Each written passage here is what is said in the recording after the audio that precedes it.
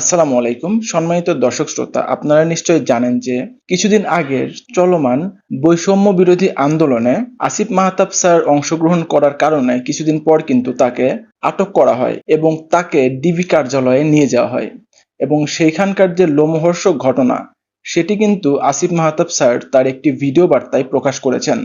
তো আজকের এই ভিডিওতে আমরা আসিফ মাহতাব স্যারের সেই লোমহর্ষক ঘটনাটি শুনব। চলুন শোনা যাক। আসসালামু আলাইকুম। আমি আপনাদের সাথে কিছুক্ষণ লাইভ কথা বলতে এসেছি। আপনারা আমার জন্য অবশ্যই অনেক করেছেন। আপনারা আমাকে যখন ধরে নিয়ে যায় তখন আপনাদের অবদান অনেক ছিল, এটার জন্য আমি কৃতজ্ঞ অবশ্যই। আমি যেই কারণে আজকে লাইভ করতে আসলাম, যেখানে আপনারা সবাই যেহেতু স্টুডেন্টরা আন্দোলন করেছে আমার পক্ষে, যেটা আমাকে সাহায্য করেছে, আল্লাহ সুবহানাহু ওয়া তাআলা তো সবচেয়ে সাহায্য করেছে, তো অবশ্যই আলেম ওলামারা আমার ব্যাপারে ফেসবুকে অনেক কথা বলেছেন, তার জন্য আমি কৃতজ্ঞ। তো আমি আসলে সবার কাছে কৃতজ্ঞ। অনেক আইনজীবী আমার জন্য দাঁড়িয়েছে, তাদের কাছে আমি কৃতজ্ঞ। এমনকি কিছু পুলিশ আমার নিয়ে তারাও প্রতিবাদ করেছেন যে আমাকে কেন ধরা হলো। তো সব কিছু নিয়ে আমি সবার কাছে কৃতজ্ঞ। তাই এর বিনিময়ে আমি হয়তোবা কিছু দিতে পারবো না, হয়তোবা একটা গল্প দিতে পারবো। আমি আপনাদের কাছে একটা গল্প প্রেজেন্ট করতে এসেছি। এই গল্পটা আপনাকে শেয়ার করি, ইনফর্মালি কথা বলি, গল্পটা আপনাকে দেখাই, আপনাদের গল্পটা হয়তোবা ভালো লাগতে পারে, তাই এই গল্পটা আমি আপনাদেরকে বলতে চাই। প্রথম আপনারা অনেকেই প্রশ্ন করছেন, আমি একটা স্ট্যাটাস দিয়েছিলাম যে এই উম্মা কি এক না এই উম্মা বিভক্ত। আমি স্ট্যাটাসে বলেছি যে আমাকে ধরলে আপনারা কি করবেন। এটা কেন বলেছি, আমি কেন আগের থেকে এই কথাটা বলবো, বা এর উত্তর হচ্ছে আমি আসলে আগের থেকে জানতাম আমার নাম হানাদার লিগার বাহিনী, আমার নাম এসেছে। প্রথমে গল্পের শুরুটা হচ্ছে, আমি একটা টাইমে দেখা যাচ্ছে আন্দোলনটা দমে যাচ্ছিল, তো তখন সাদিক ভাই উনি আমাকে আসলে বলেন যে আমরা কি করতে পারি এখন, মানে আপনাকে ধরলে হয়তো বা আন্দোলন তারও চাঙ্গা হবে। তাই আমি বললাম, না, আমাকে ধরার সম্ভাবনা কম, আমাকে ধরা তো বোকামি হবে, কারণ আমাকে ধরলে জনগণ আন্দোলন করবেই। তো এইটা আমি মনে করি না আওয়ামী লীগ এরকম বোকামি করবে, তো এইটাই বলেছি। বাট আমাকে যদি ধরে তাহলে আমি ব্যবস্থা করব। তো তাই আমি এই কথা সূত্র ধরে আমি দিন যাচ্ছিলাম যে আমাকে ধরার প্রশ্ন আসে না। বাট আমি তারপরেও প্রস্তুতি নেওয়া শুরু করি, আমি বিভিন্ন একটা নামের লিস্ট করি যে আমাকে ধরা মাত্র কে কি করতে হবে, এবং এটা আমার ছোট বোনকে আমি শিখিয়ে দিই যে তুমি আমাকে ধরলে এই নাম্বারে, এই সব নাম্বারে ফোন দিবা, এনাকে এই কথা বলবা, ওনাকে এই কথা বলবা, অ্যাডভোকেট নাম্বার, মিডিয়ার নাম্বার, সবার নাম্বার আমি দিয়ে রেখেছিলাম। তারপরে একদিন হঠাৎ ডক্টর সরওয়ার হোসেন উনি আমাকে ফোন করে আমাকে বলেন যে আসিফ, তোমার আর আমার নাম এসেছে, তোমার আর আমাকে আটক করা হবে, তুমি এখন, আমি এইটা লাস্ট ফোন দিলাম তোমাকে, তুমি এখন তাড়াতাড়ি পালাও। তো উনি আমাকে অবশ্যই 100% ভালোবাসেন, না হলে উনি রিস্ক নিয়ে আমাকে ফোন দিয়ে জানাতেন না, কারণ আমাদের সবার ফোন ট্র্যাকিং হচ্ছে। এটা জেনেও ডক্টর সরওয়ার হোসেন আমাকে ফোন দিলেন এবং ফোন দিয়ে উনি আমাকে পালাতে বললেন, কিন্তু আমি রাজি হইলাম না। কারণ আমাকে যদি ধরে, এই বোকামিটা যদি তারা করে, তাহলে তারা নিজেরাই বিপদে পড়বে। আর আমি কেন পালাবো? আমি যদি পালাই তাহলে তো মানে এটা তো আমি কোনো অপরাধ করি নাই। আমি যদি অপরাধ না করি তাহলে আমি পালাবো কেন? তাই আমি পালাই নাই। আমি একদম স্ট্রং ছিলাম। আমি পালাই নাই। আমি মোটামুটি প্রিপারেশন নিচ্ছি যে আমাকে ধরে মেরে ফেলা হবে অথবা আমাকে টর্চার করা হবে, দুইটার একটা কি হবে, বাট আই ডোন্ট কেয়ার। যদি এটা উম্মার কাজে দেয় তাহলে আলহামদুলিল্লাহ। তারপরে যে আমার বোনের যেগুলো প্রস্তুতি আছে, আমি নিজে একটা ভিডিও বানাই। আপনি যদি এই ভিডিও, সেখানে আমি বলি যে আমার যদি ভিডিওটা দেখেন তাহলে তার মানে আমি মৃত, আই এম ডেড, অথবা আমি গুম, এরকম একটা ভিডিও করে রাখি। তো করে আমার বোনকে সব শিখিয়ে দিই যে আমাকে ধরলে এটা করবা, ওইটা করবা, এটা করবা, এর কাছে যাবা, একে ফোন দিবা, সব একটা লিস্ট আমি করি। তো করার পর আমি আসলে মানসিকভাবে প্রস্তুত হয়ে যাই যে I can be dead, I can be killed, আমি শেষ হয়ে যাব। বা শেষ না হলে আরও খারাপ, যদি মেরে ফেলে তাহলে তো ভালোই। আপনারা তো জানেন তারা কি পরিমাণ অমানবিক টর্চার করতে পারে। তা আমি আসলে মরাটাই বেস্ট সিচুয়েশন ধরে নিয়ে আমি প্রস্তুতি নিয়েছি। তারপর আমি মনে করেন অপেক্ষা করে একদিন ওই দিন রাতে 1টার সময় বেল বাজে। তখন আমার মানে মনে হয় যে রাজাকাররা আসছে বা ওই লিগার হানাদাররা আসছে। তা আমি যে দরজায় দেখি কি আমার দারোয়ান। তা আমি ঘুমের মধ্যে ছিলাম, তো আসলে ওইভাবে চিন্তা করি নাই যে এইটা একটা ট্র্যাপ। আমি খুলে দারোয়ানকে জিজ্ঞেস করতে গেলাম কি, সাথে সাথে দরজা ধাক্কা দিয়ে হানাদার লিগার বাহিনী ঢুকে গেল। আমি তো মানসিকভাবে প্রস্তুত, এখন ঢুকে গেছে, এখন তো আর কিছু করার নাই। আমি বললাম আপনারা দাঁড়ান, আমি আসতেছি। এটা বলে আমি আমার ছোট বোনের মানে কাপড় নিয়ে আসতেছি। তো আমি আমার ছোট বোনের রুমে গিয়ে আমি ওর চুলটা টান দিলাম। ও রাগ করে উঠে বসলো, আমার দিকে তাকালো। তো আমি বললাম দে আর হিয়ার। তো ও বললো কে? পুলিশ। আমি বললাম you know what to do, তুমি জানো তোমার এখন কি করতে হবে, এই শেষ কথা। তারপর আমি একটা কাপড় নিয়ে আমি ওদের সাথে চলে গেলাম। ওরা আমার বাসার যে সিসি ক্যামেরা ওগুলো সব বন্ধ করে রেখেছে, কিন্তু লাকিলি একটা ক্যামেরা অন ছিল, ওরা বুঝে নাই সেটা, ওটাকে তারা ক্যাপচার হয়ে গেছে যে তারা এগুলো নিয়ে গেছে। প্রথম দিন রাতে তারা আরও কয়েকজনকে ধরার চেষ্টা করলো, পায়নি। আমাকে নিয়ে তার ডিবি অফিসে নিলেন। ওইখানে যে অবস্থা, মানে একটা ভয়ঙ্কর অবস্থা, মানে 80-100 জনের মতো লোক ছোট একটা স্পেসে, মানে কেউ বসলে কেউ শয়, কেউ শুইলে কেউ বসে, একসাথে সবাই শোয়ার স্পেস নাই। ওইখানে আরেকটা এশিয়ান ইউনিভার্সিটির একজন প্রফেসর ছিল, উনি মানে শোয়ারই চান্স পায়নি, উনি বসেই ছিলেন, কারণ স্পেস নাই, মানে এত একটা কনজাস্টেড এরিয়া, ফ্যান নাই। একটা রুমে কিছু এসি ঢুকে, আর বাকি সব রুমে হচ্ছে মানে একদম ফ্যান নাই, কিছু নাই, সব সময় লাইট থাকে, সব সময় সাউন্ড থাকে, আপনি ঘুমাতে পারবেন না। তো ওইখানে ঢুকে প্রথম দিন তো আমার খুব মানে অবস্থা ভালো না। আমার তেমনি আপনারা জানেন স্পাইনে প্রবলেম হওয়ার কারণে আমার এমনি সবসময় পেইনে থাকে, আমি নিউরোলজিক্যাল পেইনে থাকি। ফিজিওথেরাপি করলে কমে, আবার নাহলে বেড়ে যায়। সেই সিচুয়েশনে আমাকে এরকম একটা জায়গায় নিয়ে গেল যেখানে আমার কোনো বসার জায়গা নেই, সব পুরাটাই ফ্লোর, হার্ড ফ্লোর, তাও আবার মুভ করার তো কোনো স্কোপই নাই, শত শত মানুষ। তো এরকম জায়গায় প্রথম একদিন ছিলাম, ওই রাতে ছিলাম। তারপরের দিন ওরা আমাকে ডেকে নিয়ে গেল উপরে নিয়ে তারা আমাকে প্রশ্ন করলো যে আপনি ব্র্যাকে কয়জন শিবির আছে। আমি বললাম আমি তো শিবির করি না, আমি কীভাবে জানবো ব্র্যাকে শিবির কয়জন আছে বা কি। এরকম অনেক প্রশ্ন করলো বারবার। তারপর অ্যাট ওয়ান পয়েন্ট তাদের মধ্যে ওই হানাদার লিগার বাহিনীর একজন, উনি আর কি জিজ্ঞেস করলো, বলেন তো এই কোটা দিয়ে আপনি এত কথা বলেন, কোটার পদ্ধতি কি, বিসিএস এর সিলেকশন প্রসেসটা কি। তা আমি তো আসলে বলতে পারি নাই, কারণ হচ্ছে আমি মানে মেন্টালি তো ওই লেভেলেই নাই, তাই না, আমি একটা মানে ভয়ঙ্কর একটা অবস্থায় আছি, ওই লেভেলেই নাই। তো তারপরে ওরা কি করলো, ওরা এসে আমাকে মনে করেন আমাকে ধাক্কা দিল। আমার তো স্কেচ নিয়ে হাঁটতে হয়, আপনারা জানেন, একটা লাঠি নিয়ে হাঁটতে হয়। সে আমাকে ধাক্কা দিল, তারপর আমার মুখে হিট করা শুরু করলো। তো হিট করা শুরু করলো আমাকে, 6টা হিটের পরে আমি আসলে মানে অজ্ঞান হয়ে যাচ্ছিলাম। তো অজ্ঞান হয়ে যাচ্ছিলাম, তারা আমাকে বলে না ডোন্ট এরকম করে আমাকে দাঁড় করাইলো, আবার 2-4 বার হিট করলো। তো তারপরে তারা আমাকে মানে বললো যে আপনি তো খুব খারাপ জায়গায় আসছেন, আপনার বাম পায়ে প্রবলেম, ওই ডান পাকে আমরা একদম করে আপনাকে পুরোপুরি লুলা বানাই দেবো। তো এরকম একটা কথা বললো, এবং আরেকজন লাঠি নিয়ে আসলো আমাকে মারবে। পরে ওরা লাঠি দিয়ে হিট করে নাই, না করে আমাকে ওই জায়গায় আবার সেই জায়গায় যেখানে রাখে সেখানে নিয়ে গেল।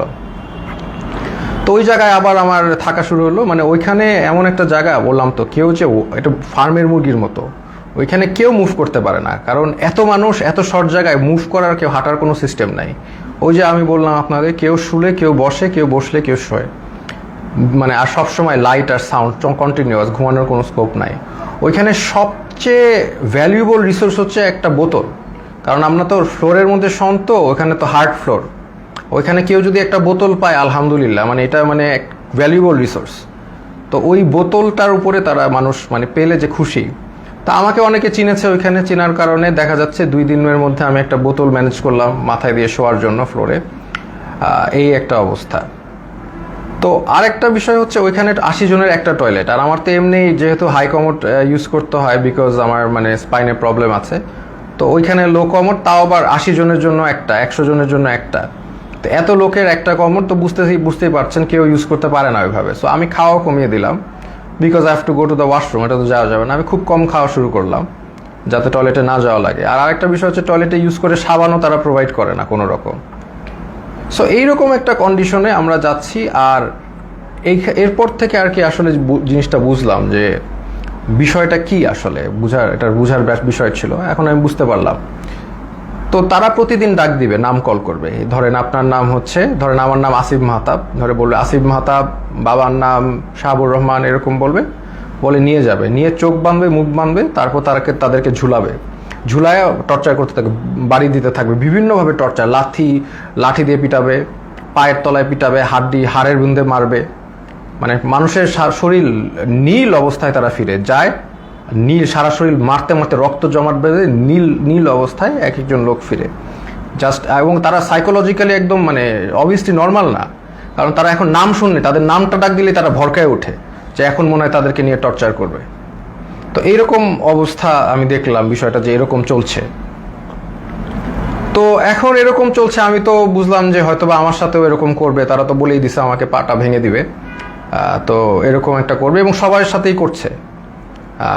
স্পেশালি জামাতের যারা আছে তাদেরকে, মানে জামাত যেহেতু বলে ফেলছে একবার, তাদেরকে মানে অমানবিকভাবে টর্চার করছে জামাত। আর নূর ভাইয়ের সাথেও ওখানে দেখা হলো, নূর ভাইরে বললাম কি অবস্থা, তো নূর বলল যে ভাই আমাকে তো অনেক মারছে, হাত দিয়ে দেখালো, হাত নীল হয়ে গেছে। তো এই হচ্ছে সিচুয়েশনটা। আর ওখানে তো মানে আর সবসময় তো লাইট, বাইরে যে একটা আলো, বাইরে যে বৃষ্টি পড়তেছে নাকি এটা আমরা গেস করা শুরু করলাম যে বাইরে আদৌ বৃষ্টি পড়ছে কিনা, কারণ মোটা ওয়াল, কোনো উইন্ডো নাই, কোনো বাইরের কোনো আলো বাতাস তো আমি জানি নাকি, ভিতরের মধ্যে থাকি আমরা বদ্ধ ঘরে, শুধু আলো আর এই যে কনস্ট্যান্ট সাউন্ড, মানে এই একটা অবস্থা। তো এরকম যাচ্ছে, এরকম একটা অবস্থা যাচ্ছে। তো এখন দেখলাম অনেকে ভেঙে পড়তেছে। তো আমি আর কি আমি আমার মতো করে ইন্সপিরেশন দেওয়ার চেষ্টা করলাম যে আপনারা এইভাবে টর্চার হচ্ছেন, আপনি কি মনে করেন না আল্লাহ আপনাকে এটার জন্য রিওয়ার্ড দিবেন? আজকে আপনারা তো জানেন নবী করিম সাল্লাল্লাহু আলাইহি সাল্লাম বলেছেন যে আপনি যদি এইভাবে নির্যাতিত হন আপনার গুনাহ মাফ হচ্ছে, আপনাদের গুনাহ মাফ হচ্ছে। আপনার যদি গুনাহ এইখানে থাকার কারণে গুনাহ মাফ হয়ে জান্নাতুল ফেরদৌসে যেতে পারেন, এটা আপনার জন্য ভালো, নাকি এইখানে ভালো থাকলেন তারপর জাহান্নামে গেলেন, এটা ভালো? তো এইভাবে আমি সবাইকে একটু ইন্সপায়ার করার চেষ্টা করলাম, মোটিভেশন দেওয়ার চেষ্টা করলাম। আর আমার নিজের তো হেলথ কন্ডিশন ডিটোরিয়েট করতেছে প্রোগ্রেসিভলি, আর ওয়াশরুমের ইস্যুটা তো ছিলই। তো এইরকম একটা অবস্থায় সবাইকে মানে মোটিভেট করছি আমি। আর আমার নিজেরও তো ওই যে ফার্স্টের দিন যেভাবে আমার মুখে ফেসে হিট করেছে, এই পরে তো আমার একটা দিন জ্বরই ছিল, আমি শুয়েছিলাম। তো এই হচ্ছে আমাদের মানে সিচুয়েশন। আমি ওখানে একদিন শুয়েছিলাম, তারপরেও আমি সবাইকে মোটিভেশন দেওয়ার চেষ্টা করি। একটা ছেলে আসলো, সেই ছেলেটা কাঁদতে কাঁদতে শেষ, স্যার আমি তো কিচ্ছু করি না, আমি জাস্ট ইলেকট্রিক্যাল কাজ করি, আমাকে ধরে নিয়ে আসছে স্যার, আর ধরে নিয়ে আমাকে টর্চার করতেছে, কাঁদতে কাঁদতে শেষ। আমি বললাম কাঁদতেছো কেন, মানে তুমি পুরুষ মানুষ না, are you not a man, তুমি কাঁদবা কেন, টর্চার করলে করবে।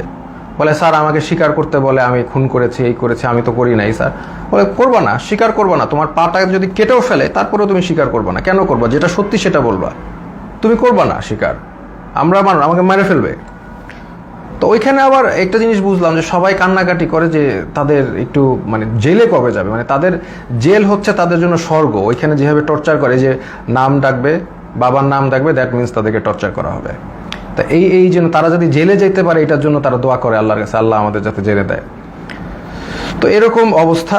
আমাকে তারপরের দিন, আমি তো অলরেডি এর মধ্যে তো আমি আমার বোনকে বলে আসছি, তার মানে আমার যে ভিডিওটা ছিল যে আমি আমার ভিডিও দেখলে আমি মৃত, হ্যাঁ, তো এই ভিডিওটা আমি আশা করছি যে পোস্ট হয়ে যাবে। আমার বোনকে যেভাবে কাজ করতে বলেছি করবে, লয়াররা কাজ করবে।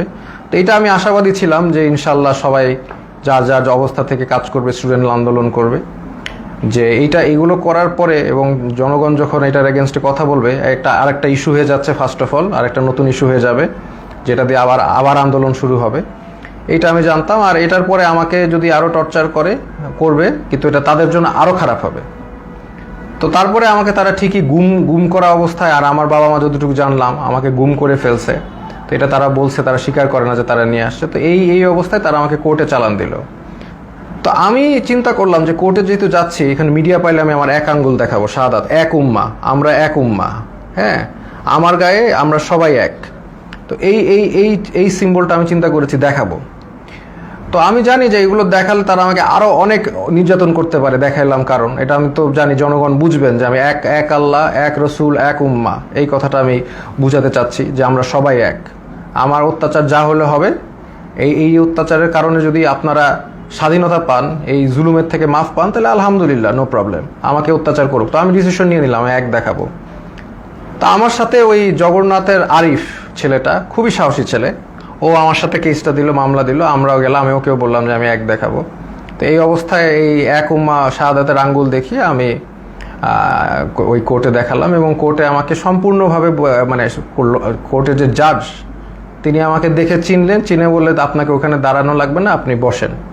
তো উনি আমাকে বসালেন, কিন্তু তারপরেও ওই মিথ্যা মামলাটা দিলেন যে আমি নাকি সেতু ভবন ভাঙচুর করেছি, যেটার মানে কোনো মানে এটা জোক, মানে এটা যে কলাপস করছে সোসাইটি ওখানেই প্রমাণ যে এরকম একটা মিথ্যা মামলা যেটার কোনো তথ্য নাই, প্রমাণ, এটা বলাই আসলে সময় নষ্ট।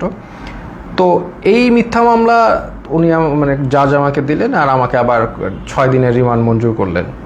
তো ওই 6 দিনের রিমান্ড আবার গেলাম, আর এই সময়টা অনেকের সাথে পরিচয় হলো। ওখানে বিএনপির অনেক নেতা ছিল, পার্থ ভাই ছিলেন, ওনার সাথে আমি বললাম যে পার্থ ভাই আপনার তো আর আমার মামলা এক, আমি তো আপনার সাথে আসি। তো উনি বলে যে আমি তো তোমাদের সাথে থাকতেই চাই না, আমি তো এখান থেকে বের হতে চাই, একটু মজা করলেন। তো এরপরে অনেক মানুষের সাথে পরিচয়। একজন আসলেন, ওনাকে মানে উনি হাঁটতেই পারতেছেন না, পাটা একদম প্রচুর মানে অবস্থা খারাপ করে পিটিয়েছে। ওনার অপরাধ ছিল উনি ছাত্রদের পানি খাইয়েছেন, উনি ছাত্রদের পানি দিয়েছেন, ছাত্ররা পানি খাইয়েছেন, এই জন্য তাকে অমানবিক টর্চার করলো। তো টর্চার করলো, উনি এসে শুয়ে গেল। আমি বললাম যে এইগুলো একই কথা বললাম যে আপনাদের এটা গুনাহ মাফ হচ্ছে। তারপরে লাস্টে একটা কথা বললাম যে আপনি যে এত টর্চার হলেন ছাত্রদের পানি খাওয়ায়, এখন আবারও কি খাওয়াবেন আপনি? তো উনি বললো ইনশাল্লাহ স্যার আবারও খাওয়াবো। আমি like that's the answer I am looking for. আমরা আবার করব, আমাদের ছাড়লে আমরা আবার করব, we are not going to give up. আমরা তো আবার করব, তাই না? আমরা কি অপরাধ করেছি যে আমরা করব না? পানি খাওয়ানো কি অপরাধ? তো এই হচ্ছে একটা অভিজ্ঞতা। তো এরকম এই যে একজন পেলাম। আর একজন হচ্ছে মাদ্রাসা স্টুডেন্ট, তাকে হচ্ছে তাকে বলছে খুন করেছে, সে পুলিশ খুন করেছে, এটা সে তাকে বলছে, এবং তাকে প্রতিদিন পিটায়, প্রতিদিন নিয়ে টর্চার করে। তো এটা নিয়ে আমরা হাসাহাসি করি, কারণ হচ্ছে এরকম একটা সিচুয়েশনে হাসাহাসি না করে যদি আমরা মেন্টালি ব্রেকডাউন করি তাহলে এটা মানে হবে না, মানে এটা আমরা আরও আমরা সব এইগুলো যা হয় সেটা নিয়ে হাসাহাসি করি। তাই আমি বললাম কি নিয়ে মেরেছে? বলে যে আমাকে বলেছে যে তুমি তো মাদ্রাসার স্টুডেন্ট, তুমি তো কোরআন পারো। বলে হ্যাঁ পারি। তো কোরআনকে বলছে অর্থ জানো? অর্থ জিজ্ঞেস করেছে, অর্থও সে পারে, সে কোরআনে হাফেজ। তো তারপর বলে কোরআনে হাফেজ এই রবীন্দ্রনাথ না কার বই পড়েছো? সে বলছে পড়েছি। তো বলে পড়লা কেন? এই অন্য এই নন ইসলামিক বই পড়া তো হারাম, এটা বলে আবার টর্চার করলো, হাতে পায়ে পিটালো। মানে খামুক, মানে একটা কিছু বলেই পিটায়। আমরা এটা নিয়ে হাসাহাসি করতে করতে শেষ। যে বলে ও বললো, আমিও বললাম যে কোনোভাবেই স্বীকার করবা না, যে তুমি যদি খুন না করে থাকো তুমি মিথ্যা মামলা দিও। বলে আমাকে আরো টর্চার করবে। বলে করবে, বললাম তো তোমাদের করাত দিয়ে হাত পা কেটে দিলেও স্বীকার করবা না, যেটা সত্যি সেটা বলবা। এরকম একজন সবচেয়ে কষ্ট লিখেছে যে মানে একটা ছেলে, ওর নাম হচ্ছে সানিয়াত ভাই, উনি হচ্ছে বিএনপির একজন মন্ত্রীর ছেলে, নাম বললাম না। তো ওরা আসলে খুঁজছিল তার বাবাকে পায়নি দেখে ওই ছেলেটাকে ধরে নিয়ে গেছে, সানিয়াত ভাইকে ধরে নিয়ে গেছে। তো সানিয়াত ভাইকে 4 দিন, উনি বলছে 4 দিন ওনাকে পিটিয়েছে, চোখ বেঁধে হাতে দিয়ে ঝুলিয়ে পিটিয়েছে।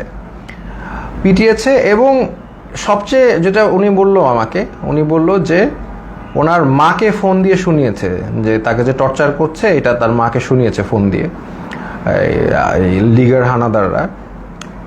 হানাদাররা মাকে শুনিয়েছে যাতে বাবা এসে তাকে দেয় এবং ছাড়িয়ে নেয়। আর যেহেতু ওনার বাবা আসছিল না, বা ওনার অবশ্যই তারা তো জানিয়ে যায়নি কোথায় গেছে, তাকে অমানবিক টর্চার করেছে।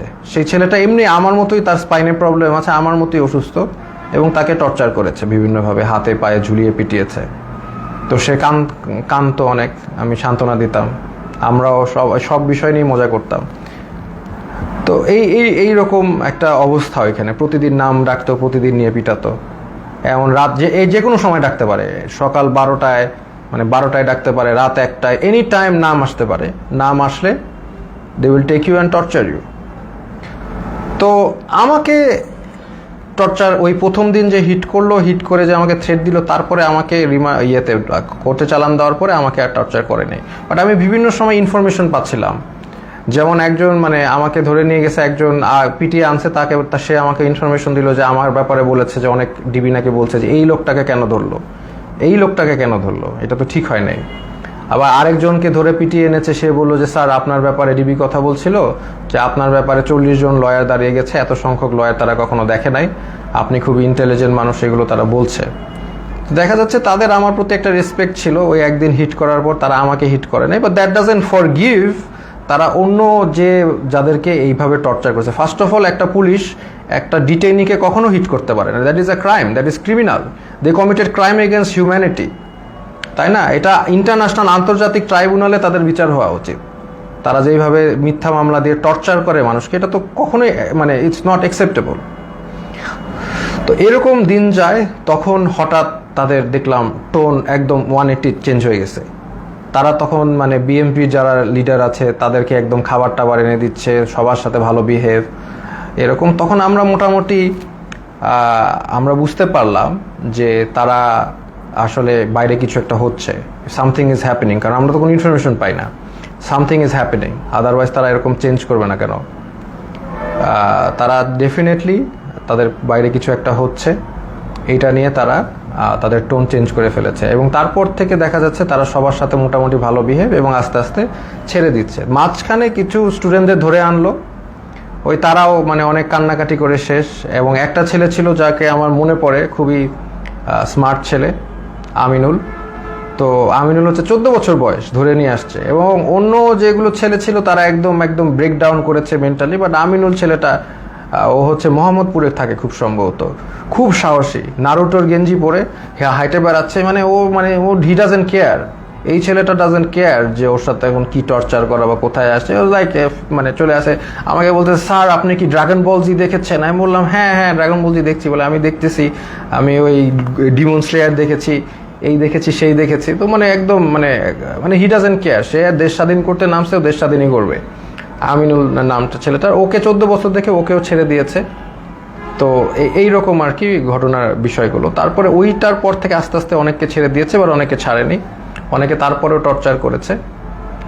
তো এরকম আমরা এই অবস্থায় আমরা অনেক দিন পার করার পরে তারপরে আমাকে একদিন ডাকলো, ওরা ডেকে হঠাৎ করে আমাকে দেখলাম যে বসালো, যে স্যার আপনি ভাই কি অবস্থা, আমরা তো জব করি, মানে যেই লোকটা আমাকে হিট করেছে এবং তারাই যে টিমটা আমাকে তারাই আমাকে ডেকে দেখি কি মানে জামাই আদর সোজা কথা করছে। তো তখন আমি বুঝতে পারতেছি না যে কি হচ্ছে। এখন হয়তো বা বুঝলাম যে সিচুয়েশন বাইরে পরিবর্তন হয়েছে, দেখি তারা আমাকে ভালোভাবে ট্রিট করছে, চা খাওয়ালো, বিস্কিট খাওয়ালো, ভালো ভালো বিস্কিট খাওয়ালো, মানে আপনি সোফায় বসেন, কমফোর্টেবলি বসেন, মানে এত রেসপেক্ট এরকম করছে। কেন আমি তো শিওর ছিলাম, আমি তো মনে করছি ট্র্যাপ। আমাকে খালি বলে যে এখন বাসা তো পুড়ে যাচ্ছে, এখন আমাদের কি করা উচিত, শেখ হাসিনার কি করা উচিত। এখন আপনারা তো অনেক টিচারও তো আপনারা তো অনেকে ছাত্রদেরকে উস্কে দিয়েছেন, এই সেই, মানে আমাদের তো এখন আগুন ধরছে বাসায়, আমাদের তো আগুন নিভানো উচিত। মানে আমি যেটা বুঝলাম উনি চাচ্ছিল যে আমি আসলে ছাত্রদেরকে ঠান্ডা করার জন্য কোনো বক্তব্য দেই। তা আমি এভাবে কোনোভাবে রাজি হই নাই, আমি তো হব না। তো আমি বললাম যে না, একটা প্রধানমন্ত্রী কি সিদ্ধান্ত নিবে, আমি তো আসলে প্রধানমন্ত্রীর জায়গা থেকে, মানে উনি আমাকে প্রশ্ন করছে প্রধানমন্ত্রী এখন কি করলে ভালো হবে, এটা আপনি তো বলেন। আমি বললাম না, আমি কিভাবে জানবো প্রধানমন্ত্রী কি করলে ভালো হবে, আমি তো একজন শিক্ষক, আমি তো প্রধানমন্ত্রীর কাজ তো আমি বলতে পারবো না। উনি ওনার জায়গা থেকে ওনার যেটা ভালো মনে হবে উনি সেটাই করবে, ওনার এক্সপিরিয়েন্স আছে, সেই আছে। বলেন না, আপনি তো তাহলে ডিরেক্ট কথা বলছেন না, প্রবলেমেটিক কথা বলছেন, আপনার তো একটা ডিসিশন দিতে হবে। এটা একটা সিলি কথা না, আমার ডিসিশন কেন দিতে হবে, ওনার ডিসিশন আমি কেন দিব? তো এইগুলো তো অবশ্য তখন বলি নাই, সিচুয়েশন তো বুঝতেই পারতেছেন। তো এরপরে তারা আমাকে নিয়ে আসছে, তো নিয়ে এসে আবার ওখানে রেখে দিয়েছে। তারপরে আমাকে ওই আমাকে আবার কোর্টে নিয়ে গেল এবং কোর্টে নিয়ে তারা আমাকে জেলে পাঠিয়ে দিল। তো জেল থেকে তারপরে আর কি 2-1 দিন ছিল, আর তখনই আমি জেল থেকে আসলে খবরটা পাই, যে আমি পাই নাই, ওই আমার যে সানিয়াত ভাই উনি আমার সাথে ছিল, উনি বেসিক্যালি খবরটা পাই। দেখলাম উনি পড়ে কাঁদতে, মানে চোখ দিয়ে পানি পড়তেছে, কাঁদতেছে। তো উনি বললো কি হলো, তো ওখান থেকে বললো যে শেখ হাসিনা দেশ থেকে চলে গেছে। আমরা তো কেউ বিশ্বাস করি না, বললাম না এটা কেন, এটা পসিবল না। তো তারপরে আরো রিলায়েবল সোর্সগুলো থেকে জানতে পারলাম যে শেখ হাসিনা ইনডিড দেশ থেকে পালিয়েছে এবং গণভবন ঘেরাও, আলহামদুলিল্লাহ। এই হচ্ছে ঘটনা। তো এইটার পরে দেখা যাচ্ছে যে আমাদের জেলে সব ছেড়ে দিয়েছে, তখন একটা মানে সবাইকে ছেড়ে দিয়েছে যারা আছে পলিটিক্যাল নন পলিটিক্যাল প্রবলেম ছিল। তখন জেলের যারা মানে গার্ড তাদেরকে দেখা যাচ্ছে একদল মানে ক্রিমিনালরা ওদেরকে মেরে ওরা আবার দেয়াল ভেঙে পালানোর চেষ্টা করছিল। তো উপর থেকে অনেকবার তাদেরকে ওয়ার্ন করা হচ্ছে যে এটা করো না করো না করো না। লাস্ট পর্যায়ে একটা গুলি একজনের গায়ে লাগে, একজন কয়েদের গায়ে লাগে, উনি হয়তো বা মারা যান, আমি জানি না, আমি জানলা দিয়ে দেখছিলাম। তারপর এটা সিচুয়েশন ঠান্ডা হয়, হেলিকপ্টার দিয়ে আর্মি এসে সবাইকে আবার তাদের সেলে ঢুকায়। তো এরপরে তো ঘটনা আপনি জানেনই যে আলটিমেটলি সবাই আমি বের হয়ে যাই, আমাকে বলে ছাত্রদেরকে ঠান্ডা করতে এই জেলের সামনে। আমি তো মানে আমি আমার মতো বলেছি, কিন্তু তার মানে যে এখন তারা যে ক্রাইম এগেনস্ট হিউম্যানিটি করেছে এটা তো আর মানে ইয়ে করা যাবে না। অমানবিক টর্চার কত প্রকার ও কী কী সেটা আপনি ওই ডিবির ওইখানে গেলেই বুঝবেন আর কি, এই আর কি। তো এনিওয়েজ এইটাই হচ্ছে আজকে আমার ছোট গল্প। আমি আসলে যদি জাস্ট আর 5টা দিন বা 3টা দিন আগে বের হতে পারতাম তাহলে আপনাদের সাথে যোগ দিতাম ইনশাল্লাহ। ফিল্ডে হাঁটতে পারি না, বাট আমি তাও যোগ দিতাম। ইনফ্যাক্ট আমি আগেও ওই অবস্থায়ও আমি আপনাদের সাথে আন্দোলন করেছি রাস্তায়, তাও আমি যোগ দিতাম এবং আমি যাক মানে আমি গণভবনের দিকে আগাতাম। মরলে মরছি, মৃত্যু সবারই হবে এটা তো আমি বলেছি, মৃত্যু হলে শহীদ, সমস্যা কি। তো এই জন্যই আমি আপনাদের সাথে দুঃখ প্রকাশ করছি যে আমি আসলে আপনাদের সাথে ওই মার্চে যোগ দিতে পারিনি। যদি একটু আগে বের হতে পারতাম তাহলে অবশ্যই যোগ দিতাম। শহীদদের প্রতি শ্রদ্ধা জানাচ্ছি। আমি এখানে আমার লাইফ শেষ করছি। এটাই আমার ছোট গল্প। খুব ডিফিকাল্ট টাইম চলে গেছে, কন্টিনিউয়াস নয়েজ, কন্টিনিউয়াস লাইট, শোয়ার জায়গা নাই, একসাথে মানে হাঁটার জায়গা নাই, এবং কন্টিনিউয়াস নাম কল, যে কোনো সময় নাম আসতে পারে। তবে ওই যে আরিফ ছেলেটাকে আমি অনেক শ্রদ্ধা করি, কারণ ও বলেছে আর কি, ও বলছে যে অন্য সমগ্নায়করা তো বলেছিল যে ওরা কথা বলে তারপরে বলেছে, তো বলছে আমিও তো বলে দিয়ে আমি তাহলে যাই। আমি বললাম না, তুমি এখন কোনো কিছু মানুষের লক আপ থাকতে হবে, কিছু মানুষের বুঝতে হবে যে কিছু মানুষ এখনও ভিতরে আছে এবং মানে অন্যায় চলছে। তো এই জন্য আমি আর ওই জগন্নাথ ইউনিভার্সিটির খুব সম্ভবত আরিফ ছেলেটা মানে খুব সাহসী কথা দেখিয়েছে, এই জন্য আমি তাকে সম্পূর্ণ রেসপেক্ট করি। এইটাই আমি বলে শেষ করছি। আপনারা এই যে যারা নির্যাতিত হয়েছে, যাদেরকে টর্চার করেছে, যাদের এগেনস্টে ক্রাইম এগেনস্ট হিউম্যানিটি করা হয়েছে, তো তাদের বিচার আসলে চেতে হবে। আসলে এটা না আমি বলতে কষ্ট হচ্ছে, কারণ নবী করিম সাল্লাল্লাহু আলাইহি ওয়াসাল্লাম যখন মক্কা বিজয় করেন তখন উনি কিন্তু 12 জন যুদ্ধাপরাধী বাদে সবাইকে ক্ষমা করেন। কিন্তু এইখানে যেগুলো হয়েছে these are crimes against humanity. এখানে আসলে মানে মাফ কীভাবে করা যায় আমি জানি না। বা যাই হোক, যতটুক পারে আমরা ক্ষমা করি। আমরা চাই না একটা মানে সব যে ভালো পুলিশ তার গায়ে হাত উঠুক। আমরা চাই না যে কোনো দোষ করে নাই তার উপর আক্রমণ হোক। কারণ আমি এরকম একজন এসেছে, একজন ডিবি অফিসে একজন আমার সাথে দেখা করেছে, ডিবি পুলিশ, যে বলেন স্যার আমার 2 ছেলে আছে, একজন বুয়েটে একজন মেডিকেলে, দুজনই আপনার জন্য অনেক দুঃখ করেন, দুজনই আপনাকে মনে করেন। আমি বললাম বলেন যে স্যার ভালো আছে, বলেন স্যার ভালো আছে। তার মানে যে সব পুলিশ যে মানে বেঈমান, সব পুলিশ যে ওই লিগার তা কিন্তু না, কিন্তু এটা আমাদের বুঝতে হবে। তো আমরা ফরগিভ করার চেষ্টা করি, আর যারা একদম এরকম ক্রাইম এগেনস্ট হিউম্যানিটি করেছে তাদেরকে আমরা ইনশাল্লাহ বিচারের আওতায় আনবো। আসসালামু আলাইকুম ওয়া রাহমাতুল্লাহি ওয়া বারাকাতুহু। শুভরাত্রি।